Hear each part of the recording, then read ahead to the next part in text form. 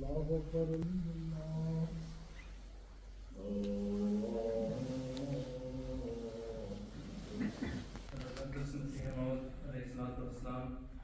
बयान फरमाते हैं। मैंने उसको मक़बूलन व मनक़ूलन समझाया और खूब मुल्ज़म किया, मगर वो तकलीफ पर अड़ा रहा और उसके बहकाने से अवाम को मैंने अहमदियों पर मुश्तइल पाया और देखा कि वो शख्स फितना और फसाद से बाज नहीं आता। उस वक्त मेरे दिल पर सख्त कर्ब को इस तरह पैदा हुआ कि खुदावंद अब इस अमल का क्या इलाज हो। उस शख्स के जरिया बड़ा फितना होने वाला है। तब मैंने उसको अपना मुखातब बनाकर कहा कि अगर मैं जो मसाइल बयान कर रहा हूँ उनमें झूठा हूँ तो कभी झूठा है तो खुदा ताला तुझे हलाक करे। तब हज़रत खान ने इन लफ्ज़ों के साथ मुझे जवाब दिया कि खुदा तुझे हलाक करे। फिर मैं उसी वक्त मस्जिद से बाहर आ गया और लोग मुंतशिर हो गए। फिर चंद रोज के बाद शख्स मजबूर यानी फजलदार खान सख्त मर्ज से दर्द शिकम इस सख्त मर्ज में मुब्तला हो गया और 10 माह के अंदर 24 मार्च 1906 को मर गया और अपनी मौत से सिलसिले अहमदिया की सदाकत का निशान बतौर यादगार छोड़ गया। कुछ मुद्दत तक मजलिस मुगालिन हाज़रीन में उसके मरने से एक दहशत और रोग फैल गया था और मैंने अपने बाज़ मुखालिफिन से भी अपने कानों के साथ ये जिक्र सुना कि उस शख्स की मौत बतौर निशान हुई है। Deutsche Übersetzung. Der Geist des Messias, Alessandro Sa.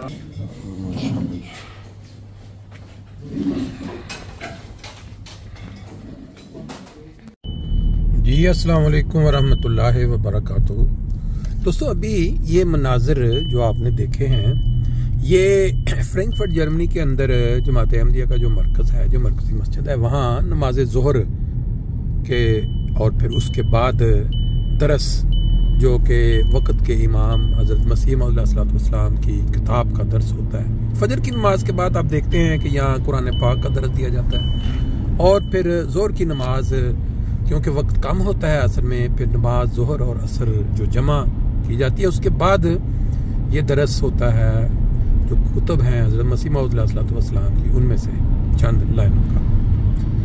ये वो काम है जो पाकिस्तान के अंदर अहमदियों के लिए सरेआम करने ममनू करार दे दिए गए। सरेआम तो चले थोड़ा ज़्यादा कह दिया, आम तौर पे भी जब वो लोग जिनको नमाज या कुरान या इस तरह के नेकी के कामों में मज़ा नहीं आता या उनको उलझन होती है, वो अपने नए इस्लाम जो उनको पाकिस्तान में मौलवियों ने सिखाया है उसके तहत इकट्ठे होके अहमदिया जमात के ख़िलाफ़ गवर्नमेंट पे प्रेशर डाल के ऐसे कवानीन बनवाते हैं कि अहमदी नमाज़ों से, कुरान की तिलावत से, ईद पे कुर्बानी से या अपने वफ़ात शुदगान को इस्लामी तरीक़ के मुताबिक दफन करने से, इसी तरह जो कलमा तैयबा है वो अपने घरों की दीवारों पे लिखने से, मस्जिद को मस्जिद कहने से,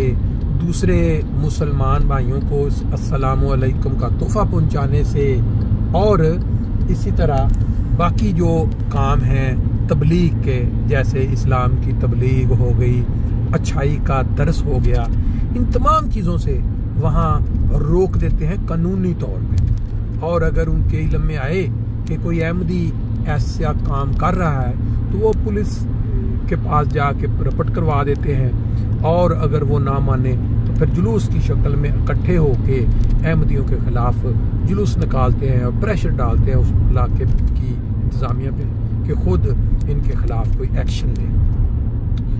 मक्का को याद करें, नबी पाक सल्लल्लाहु अलैहि वसल्लम के आगाज़ इस्लाम के दौर को याद करें, जब इस्लाम के आगाज़ में मुसलमान वहाँ नमाज पढ़ते थे तो उनके साथ क्या सलूक करते थे कुफार मक्का।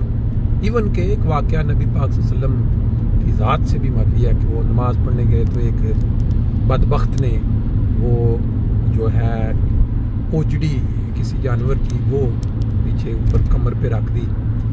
इस तरह के वाकयात को अगर अपने ज़हन में लाएं और आज जमात अहमदिया के ख़िलाफ़ जो हो रहे हैं वाकयात पाकिस्तान में उनके साथ मुवाजना करें तो फिर एक तस्वीर कम से कम बिल्कुल खुल जाती है कि आज के दौर में वो कौन लोग हैं जिनके ऊपर जुल्म ज़्यादती का वो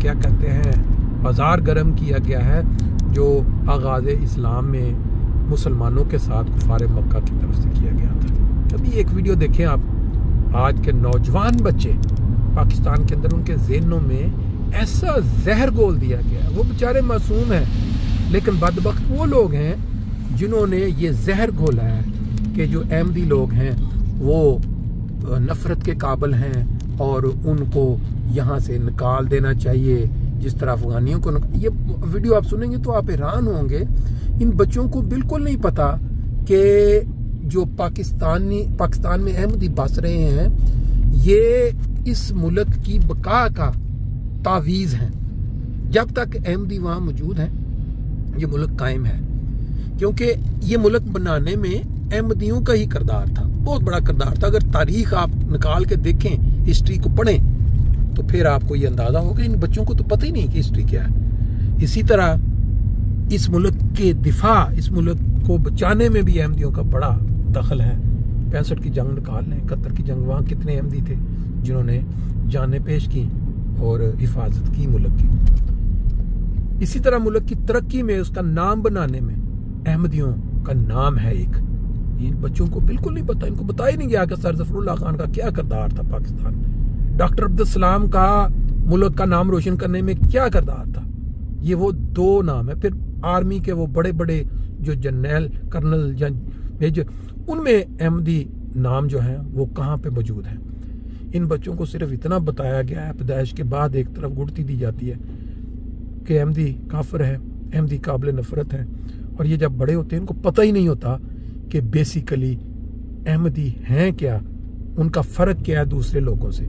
अगर उनको ये पता चल जाए और अगर वो गहराई से सारा पढ़ें तो मेरा ख्याल है कि पाकिस्तान की आने वाली जो नस्लें हैं वो बेहतर रास्ते पे चल पड़ेंगी। बहरहाल आज का इतना ही था, इंशाल्लाह फिर नेक्स्ट टाइम। ये आगाज़ में जो मनाज़र देखे इसमें एक मैं बताना भूल गया कि जो अल्लाह के फजल से वक्त के इमाम हज़रत मसीह मौला सल्लल्लाहु अलैहि वसल्लम ने कादियान में एक लंगर का आगाज़ किया था। उस लंगर की ब्रांचें पूरी दुनिया में फैली। नमाज और दर्स के बाद आपने देखा एक कैंटीन, यहाँ अल्लाह के फजल से रोज़ाना सैकड़ों अफराद जो हैं जो इधर दफातर में काम करते हैं या मेहमान आते हैं या वो यहाँ इस्तेफादा करते हैं बड़े मुनज़्ज़म तरीके से। इसकी ब्रांचें सिर्फ यहाँ नहीं है, इंग्लैंड चले जाए, ऑस्ट्रेलिया, जहाँ जहाँ अहमदियत कायम है वहाँ लंगर खाना हज़रत मसीह मौत वो कायम हो चुका है। कोई मेहमान आ जाए, कोई वहाँ दफ्तर है अगर वहाँ काम करने वाले, तो उनके लिए ये सारा इंतज़ाम होता है, सुबह दोपहर शाम। ये अल्लाह ताला के अफजाल में से एक फजल है, क्योंकि लंगर खाना हज़रत मसीह मौद अलैहिस्सलाम दुआओं से शुरू किया गया और अल्लाह ने उसमें बरकत डाल दी। बाकी इस गुफ्तगू के बाद जो आप वीडियो देखेंगे उसका जिक्र मैं पहले आपसे कर चुका हूँ कि पाकिस्तान की बदबख्ती, बदकिस्मती देखें कि नई जनरेशन जो है क्या सोच रखती है और किस तरफ जा रही है। अगर हुकूमत पाकिस्तान ये समझती थी कि हमारे जो अफगानी भाई हैं वो 3-4 दिहाइयों से हमारे साथ रह रहे हैं, वो कलमा गो हैं, वो आप सल्लल्लाहु अलैहि वसल्लम के उम्मती हैं, अगर वो यहाँ पे रियासत पाकिस्तान ये समझती है कि वो यहाँ पे रहने के काबिल नहीं है, वो अपने वतन वापस चले जाएं, ठीक है, मुल्क की इसमें बेहतरी है, तो हम रियासत पाकिस्तान से ये मुतालबा करते हैं कि मुल्क के मफाद, मुआशियत और दीन में इसी चीज की बेहतरी है कि वो जो कलमा पढ़ते थे उनको तो मुल्क वापस भेज दिया गया, लेकिन जो कादियानी यहाँ पे बसते हैं, जिन्होंने अपना रबुआ अलग बना रखा है, जन्नत दोज़ख अलग बना रखी है, उनको आप पाकिस्तान से कब जला वतन करेंगे, उनको आप पाकिस्तान से कब निकालेंगे, ठीक है। वो हमारे दीन के भी दुश्मन है, वो हमारे नबी करीम सल्लल्लाहु अलैहि वसल्लम की तौहीन भी करते हैं, वो हर तरह से मुसलमानियत के दुश्मन है।